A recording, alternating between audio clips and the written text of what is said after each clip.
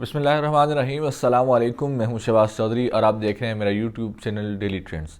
नाज़रीन, पाकिस्तानी सियासत में कल की रात बहुत ही भारी रात थी। ख़ास तौर पर पाकिस्तान मुस्लिम लीग नून के लिए एक ऐसा डरावना ख्वाब था कि वज़ीर आज़म हाउस की 100 घंटे की ऑडियो डार्क वेब के ऊपर लीक कर दी गई।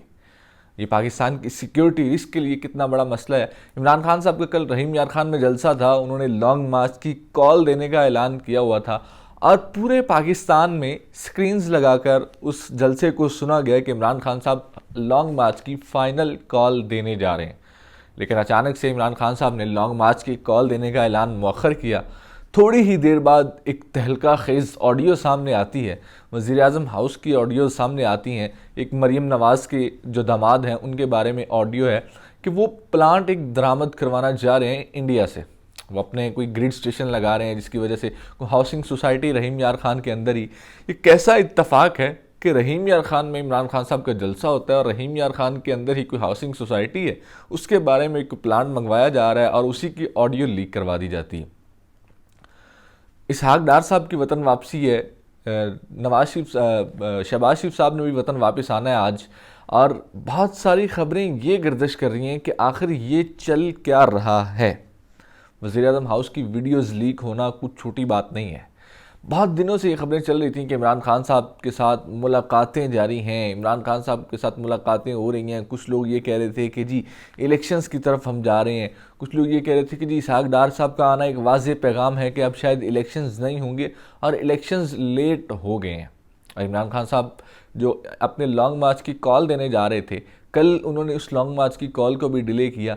क्या ये सब महज इत्तफाक है कि ये इमरान खान साहब लॉन्ग मार्च की कॉल का ऐलान जो है वो मौखर कर देते हैं, वीडियोस ऑडियोज़ लीक होना शुरू हो जाती हैं। और ऑडियोज़ लीक होना सिर्फ ऑडियोज़ लीक नहीं है, वो वज़ीर आज़म हाउस की ऑडियोज़ जो हैं वो एक डार्क वेब के ऊपर फ़रोख्त की जा रही हैं। अब मुझे ये बताएं कि कहाँ है पाकिस्तान की सिक्योरिटी, कहाँ है पाकिस्तान का जो साइबर सिक्योरिटी के जो हालात हैं वो किस नहज पे पहुँच चुके हैं कि अगर वज़ीर आज़म हाउस की ऑडियोज़ वो भी 100 घंटे की लीक होके एक डार्क वेब के ऊपर फ़रोख्त हो रही हैं, तो ये कहाँ हमारी साइबर सिक्योरिटी कहाँ है, हमारी इंटेलिजेंस एजेंसियाँ कहाँ हैं कि वज़ीर आज़म हाउस वो जहाँ है जहाँ पाकिस्तान के हसास तरीन फ़ैसले होते हैं, जहाँ पाकिस्तान की नेशनल सिक्योरिटी के बारे में फ़ैसले होते हैं, जहाँ पाकिस्तान की खारजा पॉलिसी के बारे में फ़ैसले होते हैं, जहाँ पाकिस्तान के फ्यूचर जो आगे मुस्तकबिल के जो हसास फ़ैसले हैं वो उसी हाउस में होते हैं।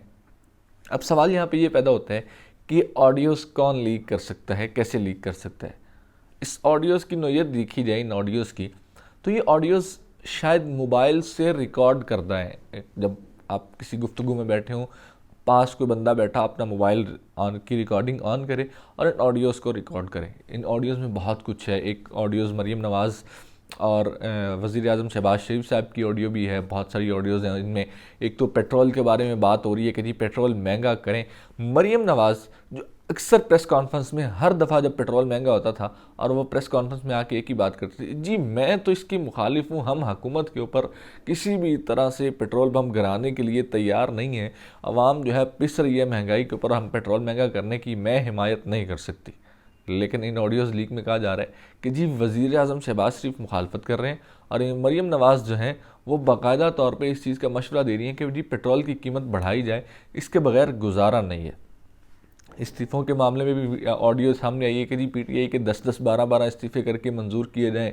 उसके बाद मिफ्ता इस्माइल के बारे में मरीम नवाज़ की ऑडियो है कि ये क्या परफॉर्मेंस दे रहे हैं। मिफ्ता इस्माइल के बारे में बहुत सारी बातें की जा रही हैं। हमने पिछले वीलॉग में मैंने आपको बताया था कि किस तरीके से जो पाकिस्तान मुस्लिम लीग नून है उनकी अंदरूनी लड़ाई जो है, नून लीग और सीन लीग की जो अंदरूनी लड़ाई है, किस तरीके से पाकिस्तान की मईशत को तबाह कर रही है। और अब ये वही उसी सिलसिले की कड़ी थी कि शायद मुफ्ता इस्माइल साहब पहले वज़ीर ख़जाना थे, फिर मुफ्ता इस्माइल को उतारा गया, उतारने की कोशिश की जा रही है और उनकी छुट्टी करवाई जा रही है। किस तरीके से अब नून लीग जो है इसहाक डार को लेके आ रही है। ये जो सिक्योरिटी ब्रीच है वज़ीर आज़म हाउस की, जो सिक्योरिटी जहाँ पे आईबी इंटेलिजेंस एजेंसीज जितनी भी होती हैं, इनका ये काम होता है कि वज़ीर आज़म हाउस को सिक्योर किया जाए। वज़ीर आज़म हाउस की सिक्योरिटी ब्रीच जिस तरीके से क्रॉस हुआ है, एक तो सबसे बड़ा सवाल हमारी सिक्योरिटी के ऊपर है, साइबर सिक्योरिटी के ऊपर है कि आखिर ये वीडियोज़ या ऑडियोज़ लीक करने वाला है कौन है। क्या ये ऑडियोज़ किसी वज़ीर आज़म हाउस के अंदर के बंदे ने ही की है।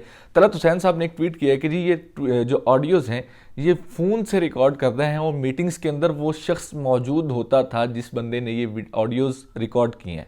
अब क्या ये वज़ीर आज़म हाउस इस वक्त बग्ड है? क्या वज़ीर आज़म हाउस के अंदर भी एजेंट बैठे हुए हैं? अगर ये सूरत हाल है तो जो हमारी हसास इदारे हैं या हमारी हसास इंफॉर्मेशन है, जो पाकिस्तान की नेशनल सिक्योरिटी के फ़ैसले वहाँ पे होते हैं, पाकिस्तान की खारजा पॉलिसी के फ़ैसले वहाँ पे होते हैं, पाकिस्तान की फ्यूचर डायरेक्शंस के फ़ैसले वहाँ पे होते हैं, तो आखिर अगर ये ऑडियोज़ इस तरह से लीक हो सकती हैं तो फिर तो हमारी कोई भी इंफॉर्मेशन या हमारी मुल्क की जो सिक्योरिटी के फ़ैसले हैं, जो हमारी खारजा पॉलिसी के फ़ैसले हैं, वो भी महफूज नहीं है, वो भी किसी भी तरह से लीक करके। ये सिर्फ एक या दो ऑडियोज़ नहीं हैं, ये 100 फाइल्स हैं और 100 घंटे की ऑडियो जो लीक करके एक डार्क वेब के ऊपर फरोख्त करने के लिए जो है रखी गई है। एक लूसी नाम का ट्विटर अकाउंट जो है बना है, ये ट्रेंड भी चल रहा है कि लूसी कौन है। लूसी नाम का एक ट्विटर पे अकाउंट बनता है, वो कल ही एक अकाउंट बनता है और उसके ऊपर ऑडियोज़ आना शुरू हो जाती हैं और वो ऑडियोज़ आती हैं एक के बाद एक, एक के बाद एक, वो जितनी ऑडियोज़ हैं वो उसी अकाउंट पे आना शुरू हो जाती हैं। आखिर वो अकाउंट कौन सा है, वो अकाउंट कौन चला रहा है, कहाँ से ऑपरेट हो रहा है? अब इसमें एक तो बड़ा वाज़ेह पैगाम है। एक, शहबाज शरीफ साहब की ऑडियो कॉल लीक होना, इमरान खान साहब का लॉन्ग मार्च की कॉल मौखर करना और इसहाक डार साहब का ये बयान देना कि अभी कल फैसला हमने करना है कि मैं पाकिस्तान जाऊंगा या नहीं जाऊंगा। कल एक ट्वीट ये भी आया तलत हुसैन साहब की जानिब से कि इन सारे हालात से लग यूँ रहा है कि जैसे इस्टेब्लिशमेंट या फ़ौज इस हुकूमत से कोई बात मनवाने की कोशिश कर रही है, चाहे वो एक्सटेंशन का मसला हो, तैनाती का मसला हो या इलेक्शंस की तरफ जाने का मसला हो, कुछ ना कुछ बात मनवाने की कोशिश की जा रही है जो पाकिस्तान मुस्लिम लीग नून जो है वो नहीं मान रही। तो अब ये सारा खेल खेला जा रहा है। क्या ये सारा खेल जो है शहबाज शरीफ या पाकिस्तान मुस्लिम लीग नून की बिसात उलटने के लिए है? बहुत सारे लोग हल्के ये भी कह रहे हैं कि जी इस वक्त इस्टेब्लिशमेंट ने वाज़ेह पैगाम दे दिया है कि इन ऑडियो लीक्स के बाद जो है हम आपका गन नहीं समेट सकते, आप अपना बोरिया बिस्तर गोल करें और जाएं। पाकिस्तान को जो है वो इलेक्शंस की तरफ जाना चाहिए और नए इलेक्शंस हों और नई हुकूमत आके इस मईशत को चलाए, क्योंकि मईशत की हालत आपके सामने है। डॉलर जो है कंट्रोल नहीं हो रहा, मईशत कंट्रोल नहीं हो रही और ऊपर से इस तरीके की ऑडियोज़ सामने आ जाना, अपनी पार्टी के अंदरूनी लड़ाई मिफ्ता इस्माइल के ख़िलाफ़ मरीम नवाज़ की ऑडियो सामने आना और पेट्रोल के बारे में बाहर ये कहती थी कि जी हम तो पेट्रोल जो महंगा करने के बहुत ही ख़िलाफ़ हैं, और बाहर जो ऑडियो सामने आई है उसमें ये कहती हैं कि जी पेट्रोल बढ़ाए बगैर पाकिस्तान की मईशत का गुजारा मुमकिन नहीं है, पाकिस्तान की मईशत तभी चल सकती है जब आप पेट्रोल की कीमत बढ़ाएंगे। तो ये एक तो जो पाकिस्तान की सियासत के अंदर बाहर और अंदर मुनाफकत है वो भी सामने इस वीडियो ऑडियोज़ में आई है। अब देखना यह है कि इन ऑडियोज़ की फॉरेंसिक होती है या नहीं होती, या इन ऑडियोज़ के बाद हुकूमत क्या कहती है। बहुत सारे हल्के ये कह रहे हैं कि हाँ हुकूमत का जाना ठहर गया। शेख रशीद की जो पेशन गोई थी वो बिल्कुल सच साबित हो रही है कि शायद 15 अक्टूबर से पहले पहले ये असम्बलियाँ डिज़ोल्व हो जाएं और ये घर चले जाएं। इंडिया के साथ ताल्लुकात की बात जो की जा रही थी, आपको ये भी सामने आ गया होगा कि ये इंडिया के साथ ताल्लुकात किस बुनियाद पर बनाना चाह रहे हैं। वज़ीर आज़म हाउस में बैठ के अपने पर्सनल काम के लिए या अपनी फैमिली के काम के लिए ऑफिसर्स को जो है हदायत जारी करना, ये ख़ुद एक जुर्म है और इस जुर्म को बाकायदा तौर पे ऑडियो में सुना जा सकता है कि किस तरीके से अपने जो दामाद हैं मरीम नवाज़ के, उनके प्लांट के लिए कहा जा रहा है जी किसी तरीके से मंगवाएं या इसहाक डार साहब की ड्यूटी लगाएं या उनको समझाएं कि किस तरीके से आधा प्लांट आ चुका हुआ है और आधा अभी आ जाएगा, लेकिन इसको इशू ना बनने दिया जाए।